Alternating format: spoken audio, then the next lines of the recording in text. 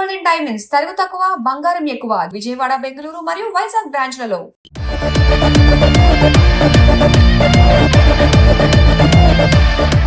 ఇప్పటికీ females message చేస్తుంటారు అమ్మాయిలు అయితే ఇప్పటికి మెసేజ్ చేస్తూనే ఉంటారు. మీరు ఎందుకంత త్వరగా పెళ్లి చేసుకున్నారు, మీరు ఎందుకంటే ఇంత బాగుంటారు. ఇంత ఎర్లీగా మ్యారేజ్ చేసుకోవడానికి ఏంటి రీజన్? బట్ మాది యాక్చువల్లీ ఇన్స్టాగ్రామ్ లవ్ స్టోరీ అనమాట. అసలు ఇలా మీరు ఏమైనా యాడ్ కూడా ఇచ్చేయొచ్చేమో ఈ స్టైల్తో. బయట తిరిగేటప్పుడు జనాలు కొంచెం అట్రాక్ట్ అవ్వాలి, ఫోకస్ వెళ్ళాలి కదా. అంటే పైలట్, పోలీస్ ఇవన్నీ అవ్వడం కోసం యాక్టర్ అయిపోయారా? అన్నీ ఒకటేసారి అవ్వలేము కదా. అంటే ఇప్పుడు బుద్ధి ఒక 1 month జాబ్ చేయగానే ఎమోషనల్గా చాలా పెయిన్ఫుల్గా అనిపించే సిచ్యువేషన్. యాక్చువల్లీ నాకు మా నాన్నమ్మ అంటే చాలా ఇష్టం అనమాట. ఆమె చనిపోతే నా లైఫ్లో ఒక పెద్ద పెయిన్ అనమాట.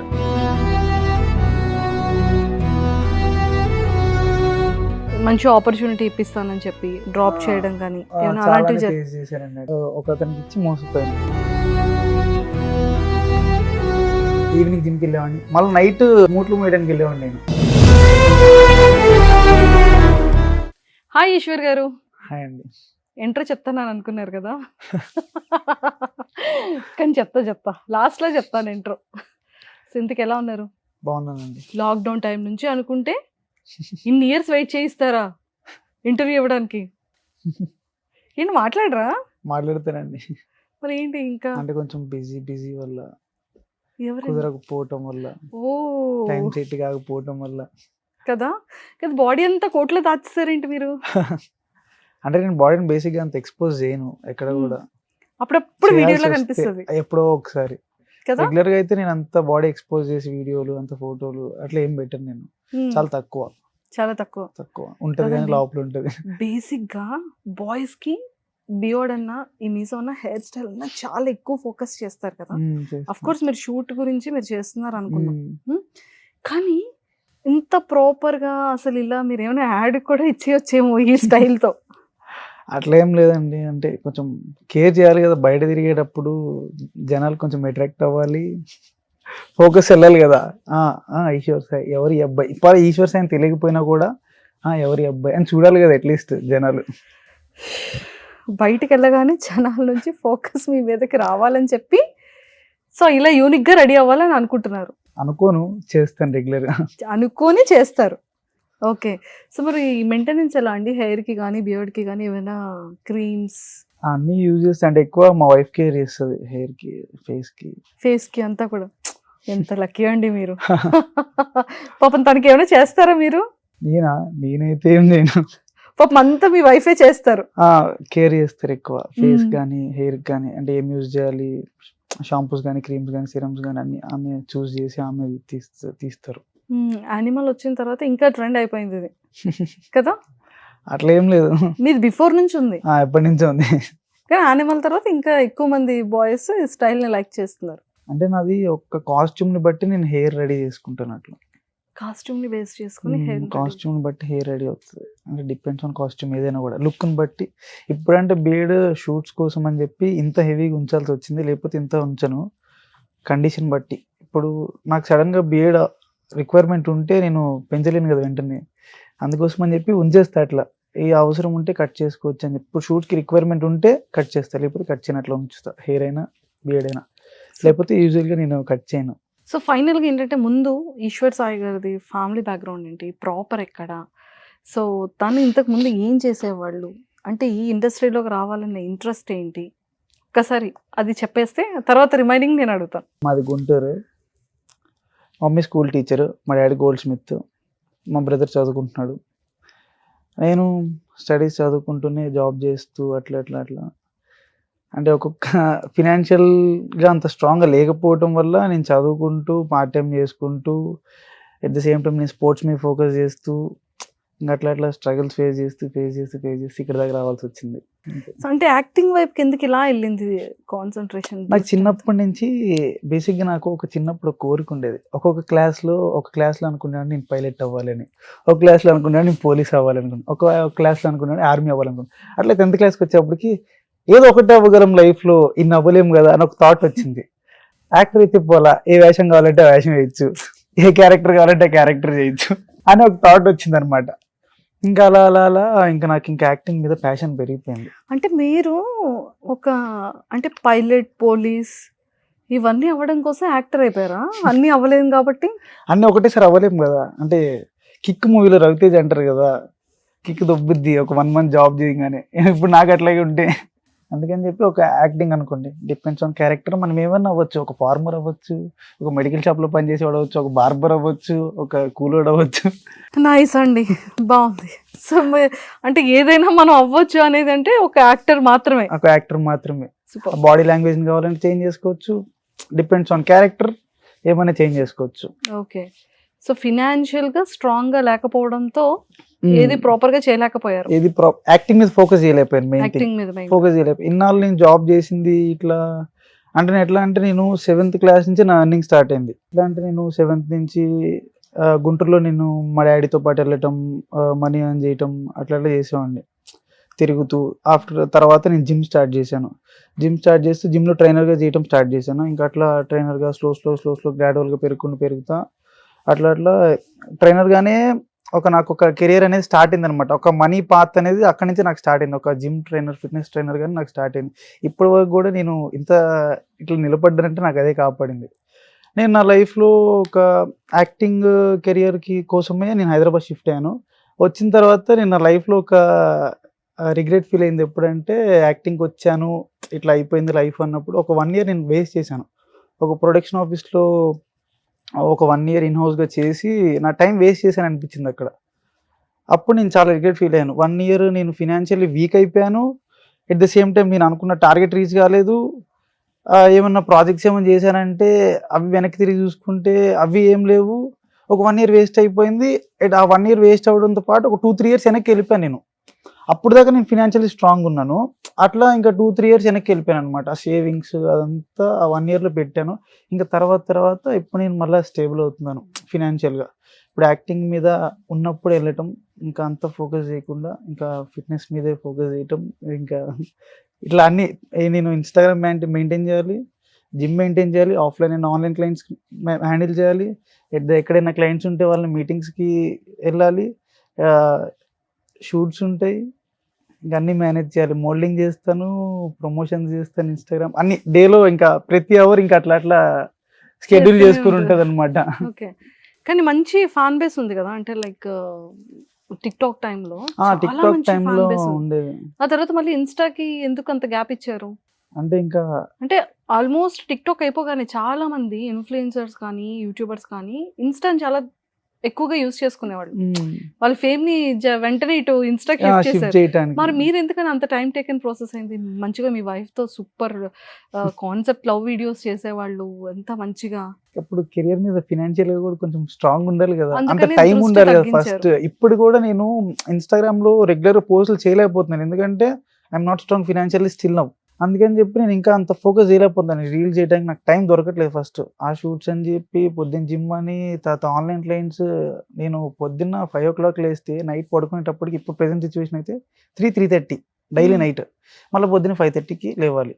ఇంకా మధ్యలో స్లీప్ ఉండదు. ఇంకా అట్లాగే డైలీ ఎట్లాగే నడుస్తుంది. ఇంకా ఆ టైంలో నాకు రీల్ చేసే టైం కూడా ఉండట్లేదు. నేను రీల్ చేయాలి, ఏమన్నా ప్రమోషన్ రీల్ చేయాలన్నా కూడా రేపు షెడ్యూల్ ఇవాళ ప్లాన్ చేసుకుంటాను నేను.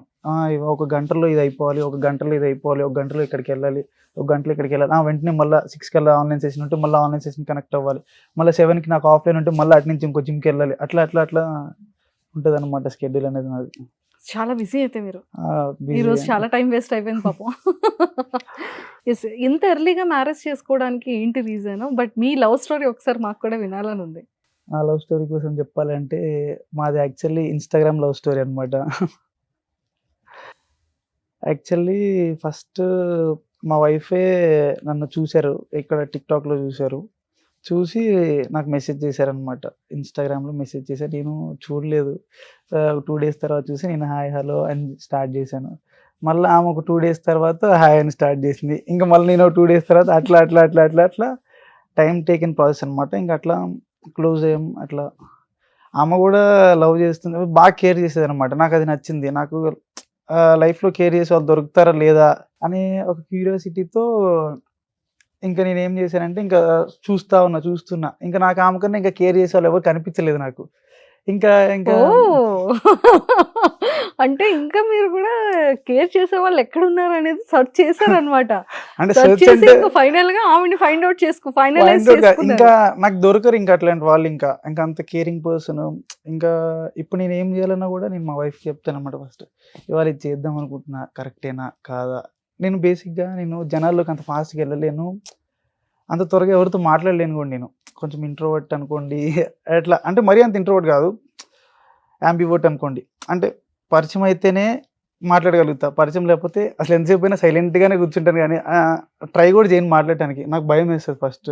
స్టేజ్ ఫియర్, భయం. ఇప్పుడు ఇక్కడ కూర్చోవాలన్నా కూడా నాకు ఫస్ట్ అట్లా కూర్చొని కాసేపు ఆలోచించుకుంటూ ఏం కాదు.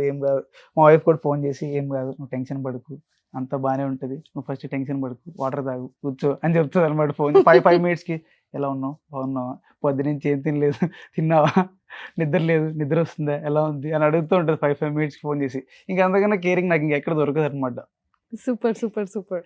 ఎక్సలెంట్ అండి. ప్రతి బాయ్‌కి కావాల్సింది ఏంటంటే బ్యూటీ కన్నా అంటే ట్రూగా లవ్ చేసే ఏ బాయ్‌కైనా వన్స్ కావాలనుకునేది only support and understanding and caring.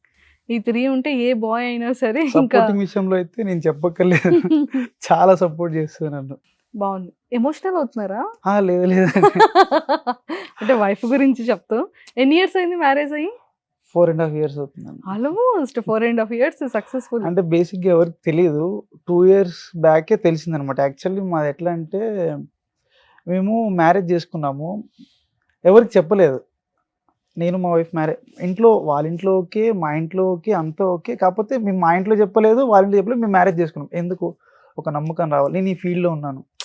తనకి ఒక నమ్మకం అనేది రావాలి. వీడు ఎటు పోకూడదు. నా దగ్గర ఉంటాడు అనే ఒక నమ్మకం రావాలి కాబట్టి ఇంకా మ్యారేజ్ చేసుకుందాము. మనకంటూ ఒక నమ్మకం వస్తది. ఇంకా లైఫ్ ఇంకా ఎప్పటికైనా ఆగాల్సిందే. ఎప్పటికైనా ఎంత ఎంజాయ్‌మెంట్ చేసినా ఒకళ్ళ దగ్గర ఆగాల్సిందే.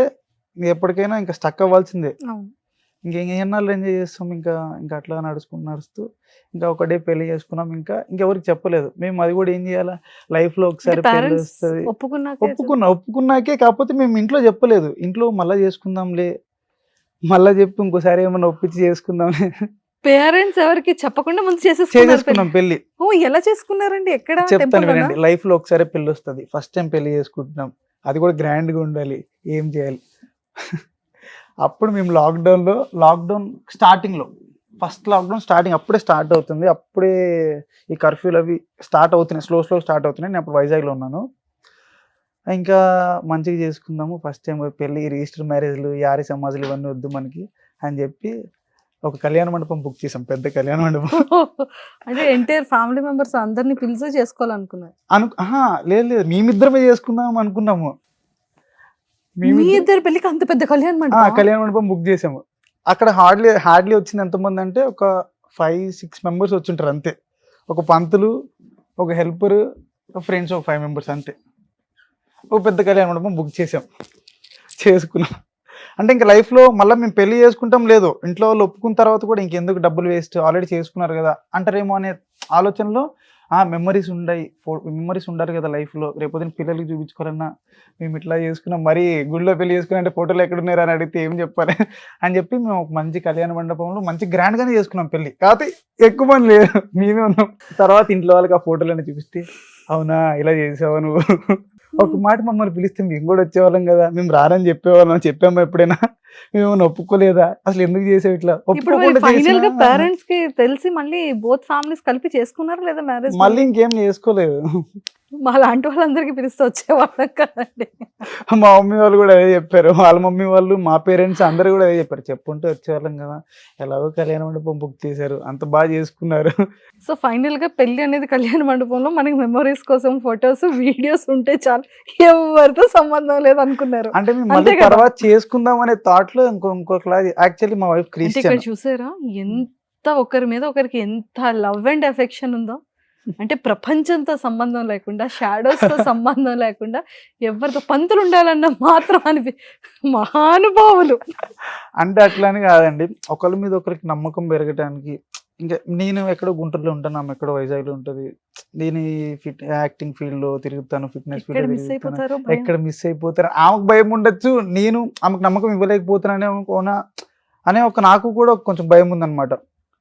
అందుకని చెప్పి ఇంకా చేసేసుకుందాము అని చెప్పి ఇంకా ఫిక్స్ అయ్యి మంచిగా చేసుకున్నాం. తర్వాత చేసుకుందాం అనుకున్నా, ఇంకెందుకు ఇన్ని ఇయర్స్ అయిపోయింది, 3 ఏళ్ళు అయిపోయింది, ఇంకెందుకు, ఇంకా అందరికి తెలిసిపోయింది, ఇంకెందుకు అని చెప్పి ఇంకా లైట్ తీసుకున్నాం. ఇంకా సో ఫైనల్లీ అంత గ్రాండ్ గా మ్యారేజ్ చేసుకున్నారు, అంటే ఎవరు లేకుండా ఎవరు లేకుండా కూడా అంత గ్రాండ్ గా చేసుకోవచ్చు.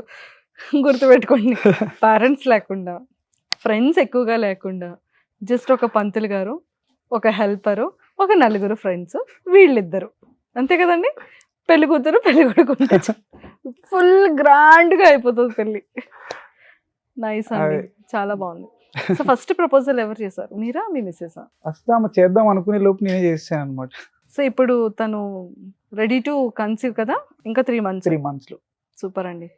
సో బేబీ బాయ్ అనుకుంటున్నారా, బేబీ గర్ల్ అనుకుంటున్నారా? నేనైతే బేబీ బాయ్ అనుకుంటున్నాను, ఆమె కూడా బేబీ బాయ్ అని అనుకుంటుంది. వాళ్ళ పేరెంట్స్ బేబీ గర్ల్ అనుకుంటున్నారు, మా పేరెంట్స్ బేబీ బాయ్ అనుకుంటున్నారు. చూద్దాం, చూడాలి. నాకు ఎవరైనా ఓకే, మంచిగా సూపర్ అండి. వస్తే చాలు. సో అంటే మీ గోల్ ఏంటంటే లైక్ ఏం చేయాలని ఉంది నేను ఫ్యూచర్ ఒక లో? పెద్ద యాక్టర్ అవ్వాలి, అదే నా పెద్ద డ్రీమ్. హైదరాబాద్కి షిఫ్ట్ అయింది కూడా అందుకోసం వచ్చింది. నేను గుంటూరు విజయవాడలో జాబ్ చేసినప్పుడు నాకు మంచి ఇన్కమ్ ఉండేది, మంచిగా అంటే ఏమన్నా చేయగలను అనమాట. ఇంకా ఎట్లా కావాలంటే అట్లా ఎంజాయ్ చేయగలను, తిరగగలను, చేయగలను. నేను ఇంకా హైదరాబాద్కి షిఫ్ట్ అయ్యి నేను ఇంకా 2 మేనేజ్ చేసుకుంటున్నా. ఇప్పుడు యాక్టింగ్ మీద ఫోకస్ చేస్తే నేను నాకు వెనకాల స్టెబిలిటీ ఉండాలి, ఏదైనా ఫ్యామిలీ సపోర్ట్ అన్నా ఉండాలి, నేను ఫినాన్షియల్లీ స్ట్రాంగ్ ఉండాలి. నాకు 2 లేవు, అటు ఫ్యామిలీ సపోర్ట్ లేదు, అంటే ఫ్యామిలీ కూడా నాకు అంత ఫినాన్షియల్లీ స్ట్రాంగ్ కాదు, నేను అంత ఫినాన్షియల్లీ స్ట్రాంగ్ కాదు. అంటే చెప్పాను కదా, 1 year టైం నేను వేస్ట్ చేశాను. ఒక 1 year నేను ఒక ప్రొడక్షన్ ఆఫీస్లో తిరిగి వేస్ట్ చేశాను. తిరగటం అంటే ఇన్హౌస్గా చేసి వేస్ట్ చేశాను. అది ఫినాన్షియల్గా నాకేం రాలేదు, అట్లా అని చెప్పి నాకు పేరు రాలేదు. అలా ఇన్స్టాలో ఫాలోయింగ్ పెరిగిందంటే అక్కడ ఉండి అది పెరగలేదు. ఇంకా యూజ్లెస్ అయిపోయింది. ఇంకా ఒక 1 year వేస్ట్ అయిపోయింది నా లైఫ్లో. ఒక 1 year వేస్ట్ అవడంతో పాటు ఒక 2 years వెనక్కి వెళ్ళిపోయిందని చెప్పాను కదా. నేను బాగా సేవింగ్ చేసుకున్న డబ్బులు, మనీ, ఇంకా కష్టపడిందంతా అయిపోయింది. సో మీకేమైనా సరే మంచి ఆపర్చునిటీ ఇప్పిస్తానని చెప్పి సీరియల్స్ అవ్వచ్చు, ఫిలిమ్స్ అవ్వచ్చు, వెబ్ సిరీస్ అవ్వచ్చు, ఇలాంటి ఏదైనా ఆపర్చునిటీ ఇస్తానని డ్రాప్ చేయడం కానీ చాలానే ఫేస్ చేశానండి అట్లాంటి. మీరు చాలా స్ట్రాంగ్ ఎమోషనల్ గా చాలా పెయిన్ఫుల్ గా అనిపించే సిచ్యువేషన్ ఏంటి? పెయిన్ఫుల్గా అనిపించే సిచ్యువేషన్ అంటే యాక్చువల్లీ నాకు మా నాన్నమ్మ అంటే చాలా ఇష్టం అనమాట. ఆమె చనిపోవటమే నా లైఫ్లో ఒక పెద్ద పెయిన్ అనమాట. నాకు ఫినాన్షియల్ స్ట్రగుల్స్ తప్ప, ఫినాన్షియల్ పెయిన్ తప్ప నాకు వేరే పెయిన్ తెలియదు ఫస్ట్ థింగ్. ఇంకా నేను అంతా హ్యాపీ, నాకు డబ్బులు ఉంటే ఇంక నేను ఇంకా ఎంతో హ్యాపీ, ఇంకా నాకు ఇంకా ఫ్యామిలీ స్ట్రెస్ ఉండదు, ఇంకా వేరే ప్రాబ్లమ్స్ ఏమి ఉండదు నాకు. అది లేక నేను బాగా ఎక్కువ డిప్రెస్ అయిపోయింది ఎప్పుడంటే మా నాన్నమ్మ చనిపోయినప్పుడు. మా నాన్నమ్మ ఇంకా నాకు ఫ్రెండ్ లాగా, ఇంకా ఆమెతోనే నా లైఫ్ ఎక్కువ ట్రావెల్ చేశాను అనమాట. మా పేరెంట్స్తో కన్నా కూడా ఎక్కువ నేను ట్రావెల్ చేసింది మా గ్రాండ్ మదర్తో. నేను విజయవాడలో జాబ్ చేసేవాడిని, మా పేరెంట్స్ వాళ్ళు గుంటూరులో ఉండేవాళ్ళు. ఆమె నా కోసం అని చెప్పి విజయవాడలో వచ్చి ఉంది ఇంకా నా కోసం. ఇంకా నేను ఎన్ని ఇయర్స్ ఉంటే అన్ని ఇయర్స్ అక్కడే ఉంది, నాకు వండి పెట్టుకుంటూ, నా కోసం ఉంటూ, అట్లా. నేను ఏదైనా ఊరు వెళ్ళాలంటే కూడా ఆమె నన్ను తీసుకెళ్ళేది చిన్నప్పుడు. విజయవాడ వెళ్ళాలన్నా, తిరుపతి వెళ్ళాలన్నా, కాకినాడ వెళ్ళాలన్నా, రాజమండ్రి వెళ్ళాలన్నా, ఎక్కడ వెళ్ళాలన్నా ఆమె, ఎక్కడికి వెళ్ళాలన్నా ఆమె తీసుకెళ్ళేది. నేను ట్రిప్ వెళ్ళాలి, హాలిడేస్ వస్తున్నాయి, రేపు సమ్మర్ హాలిడేస్ అంటే ఆ ముందు రోజు ప్లాన్ వేస్తుంది, రేపు ఎక్కడికి వెళ్దాం సాయి, రేపు ఎక్కడికి వెళ్దాం అని చెప్పి ఆమె బస్సు ఎక్కించుకొని తీసుకెళ్ళి వెళ్ళిపోయేది. అట్లా దసరా హాలిడేస్ కానీ, సంక్రాంతి హాలిడేస్ కానీ, నా స్కూల్ డేస్, కాలేజ్ డేస్, నా జాబ్ చేసినంతసేపు నేను ఆమెతోనే ఎక్కువ పెరిగాను అనమాట. ఆమె నాకు ఎక్కువ ఆనందం అనిపించేది. మా మమ్మీ స్కూల్ టీచర్, బిజీ ఉంటుంది ఆమె స్కూల్లో ఉంటుంది. మధ్యాహ్నం నేను ఇంటికి వచ్చి తినేవాడిని అన్నం, మధ్యాహ్నం లంచ్ బ్రేక్లో ఇంటికి వచ్చి లంచ్ చేసేవాడిని. ఆమె తినిపించేది నాకు రోజు ఫుడ్. ఇంకా సడన్గా ఆమెకి ఏం హెల్త్ ఇష్యూస్ లేవు, ఏం లేవు. సడన్గా కాకినాడ వెళ్తూ బస్సులో చనిపోయారు అనమాట. అట్లా ఏం లేవు, ఓవర్ ఎక్సైట్ అయిపోయి బస్లో అంటే ఇంకా అయిపోయారు, స్ట్రక్ అయిపోయారు. ఇంక ఇంటికి తీసుకొచ్చి చనిపోయారు. ఇంకంతే. ఆమెకి ఒక షుగర్ లేదు, ఒక థైరాయిడ్ లేదు, బీపీ లేదు. ఆమెకి 70+ ఉన్నా కూడా ఆమె బాగా స్ట్రాంగ్ ఉంటుంది. అప్పటికి ఆమె మంచిగా నడుస్తూ తిరుగుతున్నా. మేము రోజు, నేను జాబ్ చేసినప్పుడు నేను రోజు నైట్ టైం ఆమె పార్లర్కి వెళ్ళటం, ఇంకా అట్లా ఇంకా నాకు ఇంకా ఆమె ఫ్రెండ్. నేను ఎక్కడ బయటికి వెళ్ళి సినిమాకి వెళ్ళాలన్నా ఆమె తీసుకెళ్ళేవాడిని, పార్లర్కి వెళ్ళాలన్నా ఆమెని తీసుకెళ్తాను, తినాలన్నా ఆమె, బిర్యానీగా తినాలన్నా ఆమె, పిజ్జా హట్కి వెళ్ళాలన్నా ఆమె, డామినోస్కి వెళ్ళాలన్నా ఆమె, కేఎఫ్సీకి వెళ్ళాలన్నా ఆమె, ఇంకెక్కడికి వెళ్ళాలన్నా ఆమె తీసుకెళ్ళాను. సడన్గా ఆమె బస్ ఎక్కి చనిపోయింది అనమాట. ఇంకా వెంటనే ఇంకా అట్లా అనమాట. యాక్చువల్లీ మా అత్త వాళ్ళు కాకినాడలో ఉంటారు, అంటే మా డాడీ వాళ్ళ సిస్టర్. వాళ్ళ దగ్గరికి ఒక 4 years తర్వాత వెళ్తున్నారు అనమాట. ఓవర్ ఎక్సైట్ అయిపోయి చనిపోయారు. ఓవర్ ఎక్సైట్మెంట్ కూడా అంత మంచిది మంచిది కాదు. కాదు. ఓకే. సో మిమ్మల్ని ఇలా ట్రీట్ చేసేటప్పుడు చాలా వరకు ఆపర్చునిటీస్ ఇస్తామని చెప్పి ఇప్పించేటప్పుడు అంటే అది చాలా బాధాకరమైనటువంటి సిచ్యువేషన్ ఏంటి? నాకు స్టార్టింగ్లో ఎట్లా అంటే నేను రూపాయి చాలా దాసేవాడిని. నేనేంటంటే జాబ్ చేయాలి, చదువుకోవాలి. ఇప్పుడు దాకా నేను స్టడీస్ ఫినిష్ చేసింది కూడా నేను అన్ని స్కాలర్షిప్ల మీద ఫినిష్ చేశాను. నాకు ట్రావెలింగ్కి మనీ లేక కూడా నేను స్టడీస్కి బ్రేక్ చేశాను. అట్లాంటి సిచ్యువేషన్లో నేను డబ్బులు దాచిపెట్టి ఇప్పుడు పలానా ఆపర్చునిటీ ఇస్తామంటే నాకు తెలియదు స్టార్టింగ్లో. డబ్బులు పే చేయాలి, నువ్వు ఇట్లా ఇది నేర్చుకోవాలంటే మేము ఇంత ప్రొడ్యూస్ చేయాలంటే నువ్వు ఎంతో కొంత ఇన్వెస్ట్ చేయాలి, నీకు సీరియల్ ఆఫర్ ఇస్తాం, నీకు ఈ క్యారెక్టర్ ఇస్తాం అని చెప్పి అట్లా కొంతమంది చేస్తున్నారు. కానీ ఇంకా తర్వాత తెలుసుకున్నాను, యాక్టింగ్ ఫీల్డ్లోకి వెళ్ళాలంటే మనం ఏం పే చేయక్కర్లేదు, మనకే పే చేస్తారని తర్వాత అర్థమైంది. అట్లా ఒక దగ్గర మోసపోయాను, ఒక అతనికి ఇచ్చి మోసపోయాను. తర్వాత ఏంటంటే ఎంత నేను అమౌంట్ ఇచ్చారు? ఒక 30,000 తగ్గించాను, అది అయిపోయింది. తర్వాత నేను ఒక 20,000 దాచిపెట్టాను. ఇంకా తర్వాత మా పేరెంట్స్ని అడిగితే 5,000 అట్లా పోగు చేసి ఒక 30,000 దాచి నేను ఫిట్నెస్ ఫీల్డ్లో ఉన్నాను కదా, నాకు ఏదో కోర్స్ చేయాలి. అప్పుడు నాకు కోర్స్ లేదు. ఒక 2 years ట్రైనర్గా ట్రావెల్ చేసిన తర్వాత పెద్ద జిమ్కి వెళ్ళాలంటే నాకు ఏదో కోర్స్ చేయాలి, ఏదో ఒక సర్టిఫికేషన్ అయితే ఉండాలి. నాకు డబ్బులు లేదు.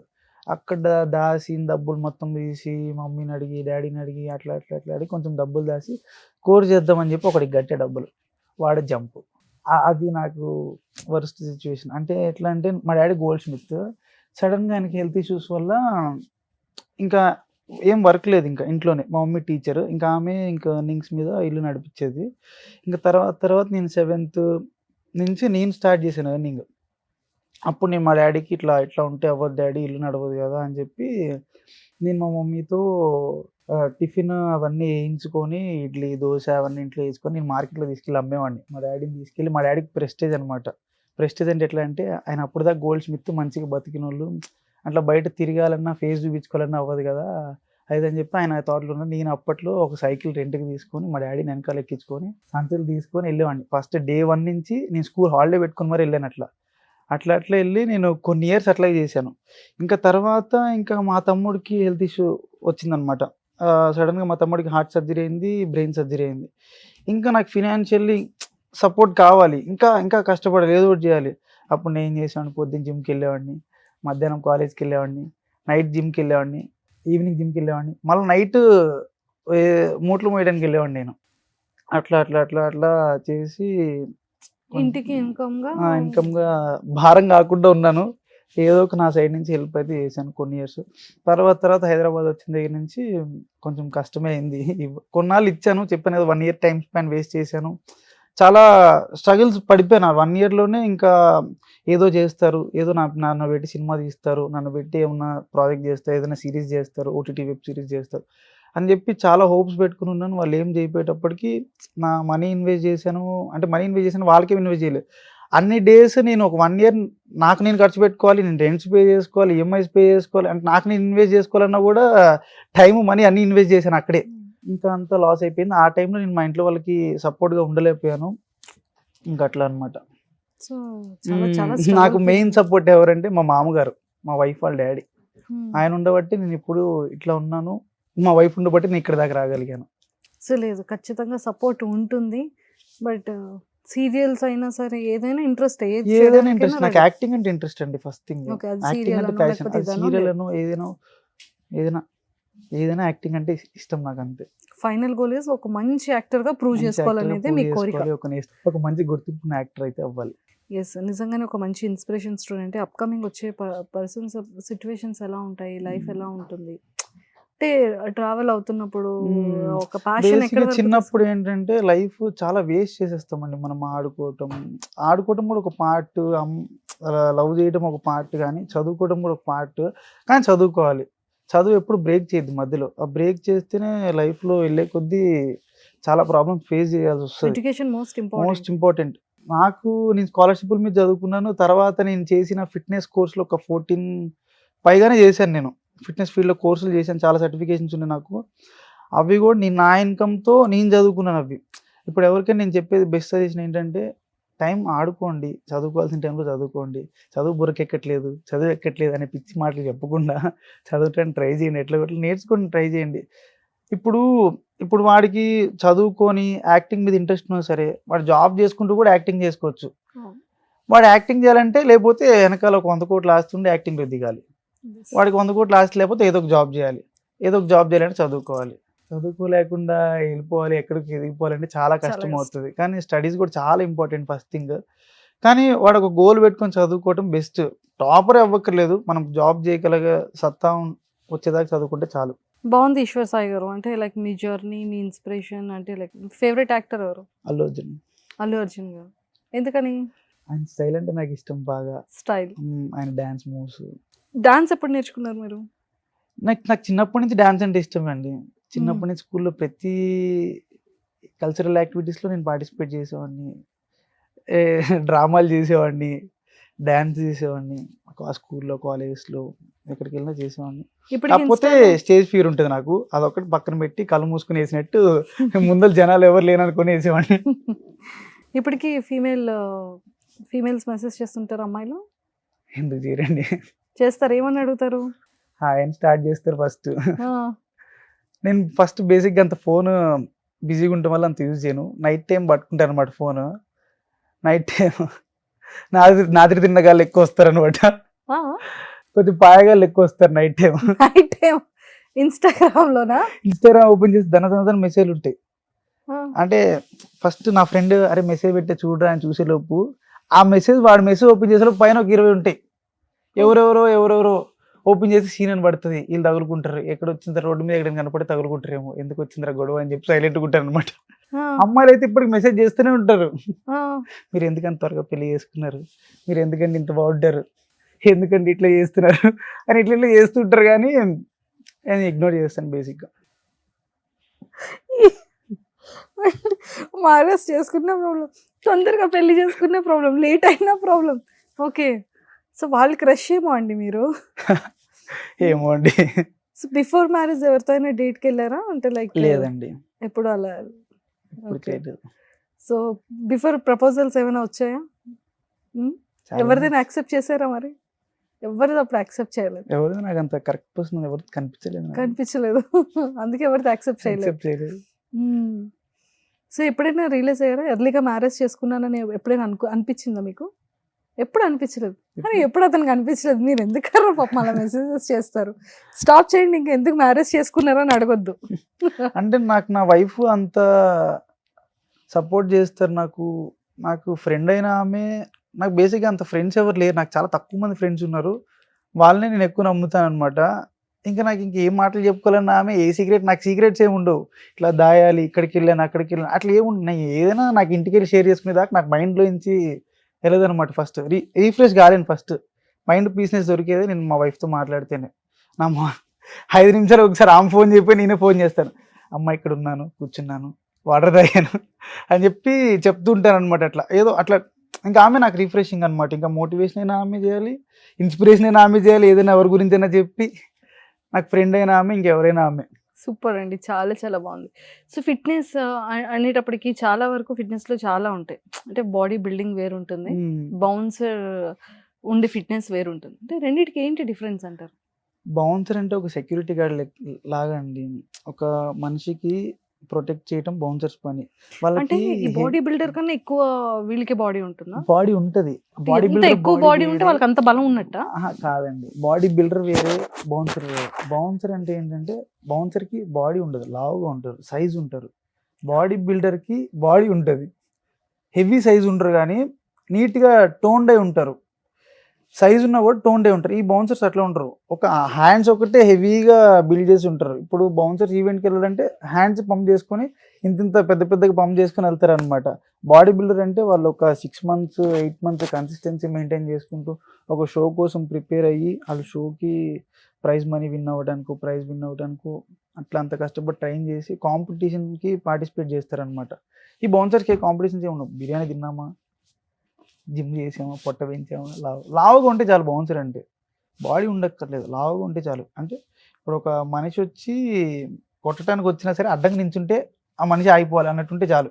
బాడీ బిల్డర్ బేసిక్గా అంత ఉంటారు. బాడీ బిల్డర్ ఎట్లా ఉంటారంటే ఒక 60 వెయిట్ కేటగిరీలో కూడా షార్ట్ ఉంటారు, హెవీగా ఉంటారు, టోన్ డే ఉంటారు, నీట్గా ఉంటారు, చెక్కినట్టు ఉంటారు బాడీ మొత్తం. ఈ బౌన్సర్లు అట్లా ఉంటారు, ఒకటే బ్యాగ్లో ఉంటారు అట్లా అనమాట. దీనికి తేడా అది. ఓకే.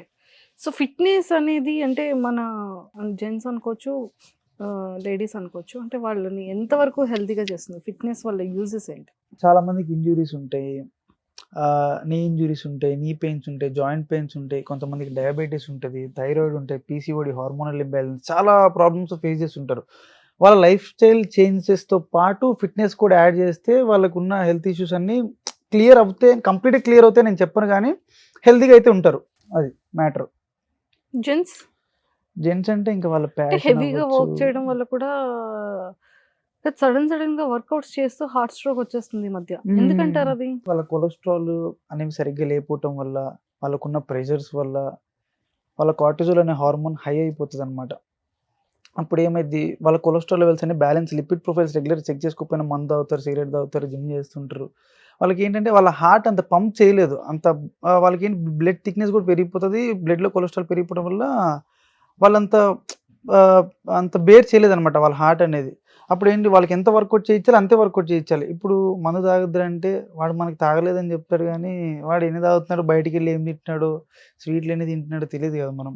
ఇప్పుడు మనం ఓవర్ ట్రైన్ చేయడం వల్ల ఏమైంది అంటే వాళ్ళ హార్ట్ రేట్ అనేది పెరిగిపోతుంది కదా, వాళ్ళ హార్ట్ బేర్ చేయలేదు, అంత వర్కౌట్ని బేర్ చేయలేదు. అప్పుడు ఏమవుతుంది, సడన్గా హార్ట్ స్ట్రోక్, కార్డియాక్ అరెస్ట్ లాంటివి వస్తుంటాయి. ఇంకా సో కార్డియో థ్రెడ్మిల్ ఎంతసేపు చేయొచ్చు ఒక పర్సన్? డిపెండ్స్ ఆన్ క్యాలరీస్ అండి. ఓకే. మీరు తినేదానికన్నా ఒక 100 క్యాలరీలు ఎక్స్ట్రా బర్న్ చేసినా కూడా మీరు వెయిట్ లాస్ అనేది అవుతారు. కాకపోతే దానికి ఒక క్యాలిక్యులేషన్ ఉంటుంది, దాన్ని బట్టి మీరు చేస్తే సరిపోతుంది. ఎక్కువ చేస్తే మీకు నీరసం వస్తుంది. తినకుండా మీరు ట్రెడ్మిల్ మీద నడిచి ఒక 10 కిలోమీటర్లు 20 కిలోమీటర్లు యూజ్ ఉండదు. తింటూ మీకు సరిపడా క్యాలరీస్ తీసుకుంటూ సరిపడా క్యాలరీస్ బర్న్ చేస్తేనే మీరు వెయిట్ లాస్ అవుతారు. మీరు ట్రెడ్మిల్ అయినా కూడా మీకు ఎండ్యూరెన్స్ని పెంచుతుంది, ఎట్ ద సేమ్ టైం మీకు ఎక్కువసేపు అవసరం లేదు, మీకు సరిపడా చేస్తే సరిపోతుంది. దాంతోపాటు మీకు స్ట్రెంత్ ట్రైనింగ్ కూడా కావాల్సి వస్తుంది, వెయిట్ ట్రైనింగ్ కూడా కావాల్సి వస్తుంది. ఎందుకు, మీకు కార్డియో వస్తే ఎండ్యూరెన్స్ పెరుగుతుంది, స్ట్రెంత్ పెరగదు. వెయిట్ ట్రైనింగ్ చేస్తే స్ట్రెంత్ పెరుగుతుంది. మీకు జాయింట్ పెయిన్స్, నీ పెయిన్స్ ఇట్లాంటివి రాకుండా అంటే మీకు స్ట్రెంత్ ట్రైనింగ్ చేయాలి. రెగ్యులర్గా మీరు కార్డియో ఎందుకు చేస్తారు, ఉన్న ఫ్యాట్ని బర్న్ చేయడానికి, క్యాలరీస్ బర్న్ చేయడానికి మీరు కార్డియో చేస్తారు. దానికి మీకు సరిపడా చేస్తే సరిపోతుంది, ఎక్కువ చేయక్కర్లేదు. 2 hours 3 hours అవసరం లేదు. ఇప్పుడు ఎవరికైనా డ్రాస్టిక్ చేంజ్, షూట్ ఉంది, వెంటనే కాంపిటీషన్స్కి వెళ్ళే వాళ్ళకి ఏంటంటే తగ్గిపోవాలి, 1 weekలో కాంపిటీషన్ ఉంటుంది, అప్పుడు వాళ్ళకి తప్పదు. ఇంకా వాళ్ళు తినేదానికన్నా 500-600 క్యాలరీస్ 700-800 క్యాలరీస్ ఎక్స్ట్రా బర్న్ చేయాల్సి వస్తుంది.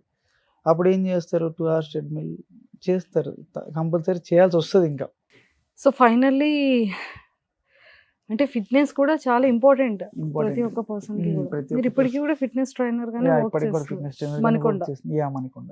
Super. Thank you Eshwar garu. అంటే లైక్ మంచి జర్నీ.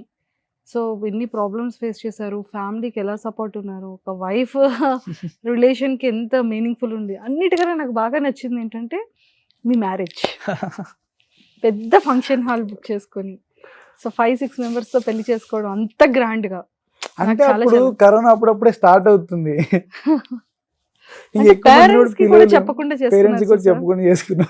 అది నాకు చాలా, నేను ఫస్ట్ ఆ విషయం కూడా చెప్పింది మా నాన్నమ్మకి, ఇట్లా లవ్ చేశానని చెప్పింది కూడా ఫస్ట్ మా నాన్నమ్మకి, పెళ్లి చేసుకుని చెప్పింది కూడా. నా సీక్రెట్స్ అని షేర్ చేసుకుంటే ఇంకా ఆమెతో మా ఇంట్లో షేర్ చేసుకున్నాను. నాకు మా ఇంట్లో వాళ్ళకి అడ్డగోడగా నిలబడేది మా నాన్నమ్మే. ఏం చెప్పాలని నేను ఆమెతోనే ఫస్ట్ ఏమన్నా పిచ్చి పని చేసినా, ఎక్కడైనా ఏదన్నా రోడ్ మీద ఏమన్నా చెత్త పని చేసినా కూడా ఫస్ట్ నేను వెళ్ళి నానమ్మ ఇలా చేశాను. ఇక్కడ నేను కింద పడ్డాను అనుకోండి, సైకిల్ మీద దెబ్బలు తేను, ఫస్ట్ నానమ్మ కింద పడ్డాను, దెబ్బలు తేని, ఇంట్లో చెప్పు కానీ ఇట్లా చెప్తాను.